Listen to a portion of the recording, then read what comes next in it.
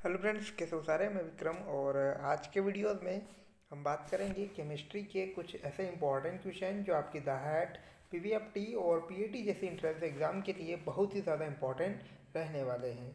यहाँ हम किसी टॉपिक वाइज डिस्कस नहीं करेंगे, जो इम्पोर्टेंट बनते हैं ज़्यादा क्वेश्चन उन्हें ही हम बात करेंगे।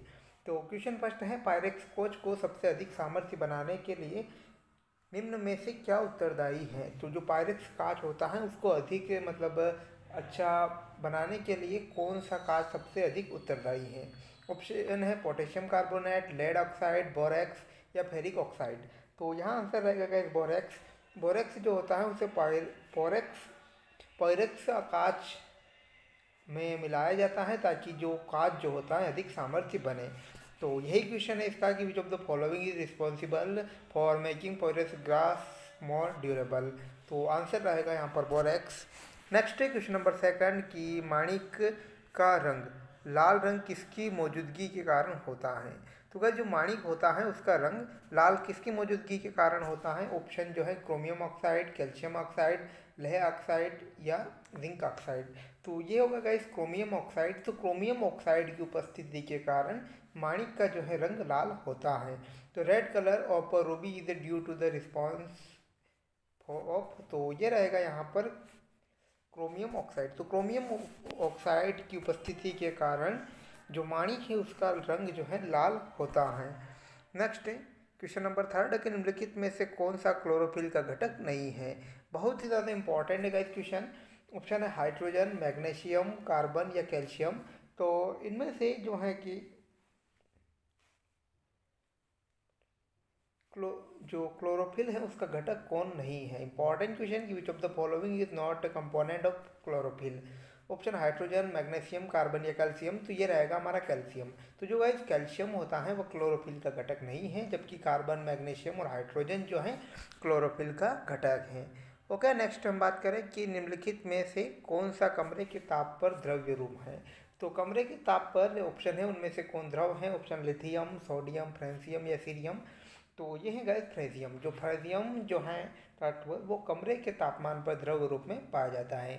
विच of the following is in liquid at the room temperature. तो ये रहेगा फ्रेजियम।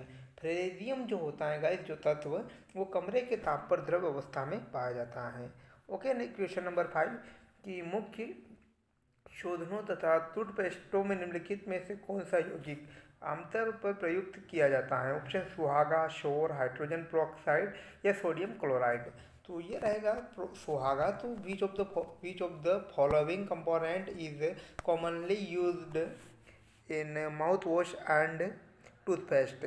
यानी कि मुख शोधनों जो मुख शोधन और टूथपेस्ट में किनका यूज़ किया जाता है। तो ये होगा गाइस सुहागा। सुहागा जो होता है उसका उपयोग माउथ वॉश एंड टूथपेस्ट के रूप में किया जाता है।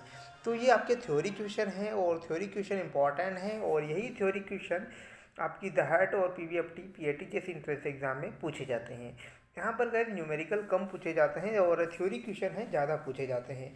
कि निम्नलिखित में से रेडियोधर्मी तत्व के भारतवर्ष में बड़े भंडार कहाँ पाए कौन से हैं। तो रेडियम के, थोरियम के, प्लूटोनियम के या यूरेनियम के। तो गाइस जो रेडियो एक्टिव पदार्थ हैं इनमें से सबसे अधिक भंडार भारत में कौन से तत्व का है। तो विच of the following radio active element have large deposit in India. तो ये रहेगा थोरियम। थोरियम जो है गाइस भारत में पाया जाने वाला सबसे अधिक मात्रा में रेडियोधर्मी तत्व है। नेक्स्ट निम्नलिखित में से कौन सी मिश्र धातु नहीं है। ऑप्शन है स्टील, पीतल, ब्रॉन्ज या तांबा। तो ये रहेगा तांबा। तांबा जो है कि which of the following is not an alloy, यानी कि तांबा जो है मिश्र धातु नहीं है। और अगर हम बात करें स्टील, पीतल और ब्रॉन्ज जो है तीनों मिश्र धातु हैं। ओके, नेक्स्ट क्वेश्चन नंबर 7 कि निम्नलिखित में से किस खनिज में ऑक्सीजन नहीं होती है।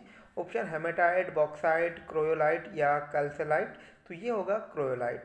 तो क्रोयोलाइट जो खनिज है उसमें ऑक्सीजन नहीं होती है, जबकि हेमेटाइट, बॉक्साइट और कैल्साइट की हम बात करें तो इनमें ऑक्सीजन पाई जाती है। होमेटाइट जो कि लोहे का अयस्क है, बॉक्साइट जो कि कॉपर का अयस्क है। तो इनमें जो है ऑक्सीजन पाई जाती है, लेकिन जो क्रोयोलाइट है उसमें ऑक्सीजन नहीं पाई जाती है। तो विच of the following minerals does not contain oxygen. तो ये रहेगा क्रोयोलाइट। ओके, क्वेश्चन नंबर 9 की पीतल एक मिश्र धातु है जिसका अवयव है। तो पीतल जो मिश्र धातु हम जानते हैं, लेकिन उसके अवयव कौन कौन से हैं। ऑप्शन तांबा जस्ता, जस्ता और टीन, तांबा और टीन, तांबा टीन और जस्ता। तो यहाँ आंसर रहेगा तांबा और जस्ता। तांबा और जस्ता जो है गाइस पीतल का मिश्र धातु हैं, तो ये इंपॉर्टेंट भी हैं कि bronze is an alloy of the which component. तो तांबा और जस्ता इसका आंसर रहेगा कि जिंक और कॉपर जो है कि पीतल के अवयव हैं।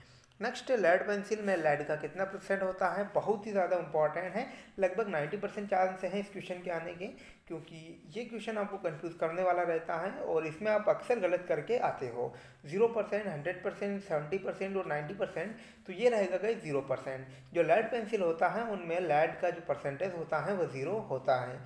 कि what is the percentage of lead in a lead pencil, तो ये रहेगा 0। तो 0% होता है गाइस जो लेड पेंसिल होता है उनमें लेड का परसेंटेज।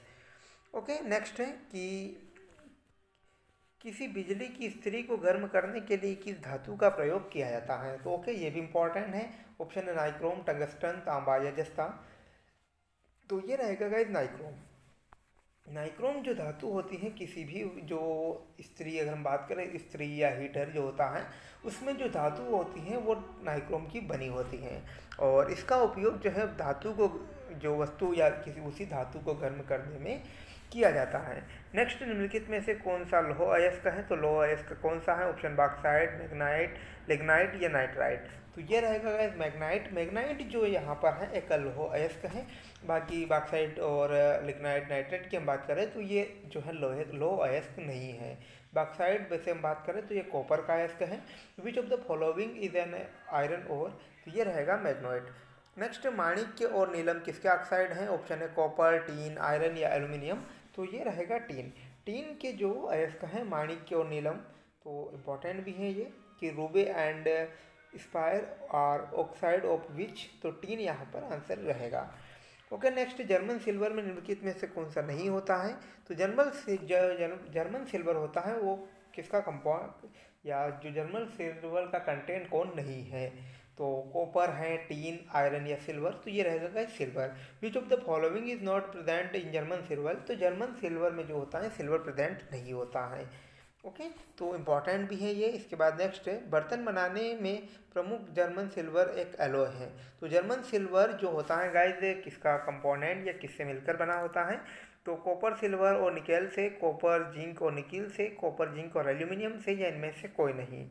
तो ये रहेगा कॉपर, जिंक और निकिल से। तो जो हम बात कर रहे थे सिल्वर एलॉय की या जर्मन सिल्वर की, तो ये जो मिलकर बना होता है कॉपर, जिंक और निकेल की मिश्र धातु या कंपोनेंट या तीनों से मिलकर बनता है।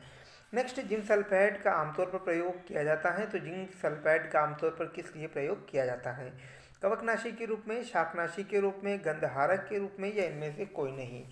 तो गंधनाशी यानी जो फंगल इन्फेक्शन होते हैं उनको रोकने के लिए जिंक सल्फाइड का उपयोग किया जाता है, यानी कि ZnSO4। तो zinc sulphide is commonly use for. तो ये रहेगा अस फंगिसाइड। ओके, नेक्स्ट, फोटोग्राफी में निम्नलिखित में से कौन सा रासायनिक यौगिक का प्रयोग किया जाता है। Aluminium, potassium nitrate, psyllium bromide या सोडियम क्लोराइड। तो सिल्वर ब्रोमाइड इसका आंसर रहेगा कि which of the following chemical component is used in photography. तो सिल्वर ब्रोमाइड इसका आंसर रहेगा कि सिल्वर ब्रोमाइड जो होता है वो जो रासायनिक यौगिक होता है उसका उपयोग फोटोग्राफी करने में किया जाता है। नेक्स्ट, निम्नलिखित में से कौन सा रजत नहीं है। तो कौन सी एक सिल्वर धातु नहीं है, ये हमें यहाँ पर देखना है। तो horn silver, German silver, ruby silver या लूनार कास्टिक। तो which one of the following does not have silver. तो ये होगा जर्मन सिल्वर। तो जो जर्मन सिल्वर है उसका हमने डिस्कस किया हुआ है कि ये जो होता है कॉपर, जिंक और निकेल की मिश्र धातु हैं। लेकिन अगर हम बात करें तो हॉर्न सिल्वर, इसके बाद रूबी सिल्वर और लूनार कास्टिक जिसे AgNO3 कहा जाता है, ये रजत की मिश्र धातु हैं। ओके यार, इनमें रजत या सिल्वर किसी न किसी रूप में इनमें तीनों में पाया जाता है। नेक्स्ट कि क्वेश्चन नंबर 19 कि प्याज लहसुन में गंध किस तत्व के कारण होती है। यानी कि जो लहसुन और प्याज में गंध आती है किस तत्व की उपस्थिति के कारण आती है।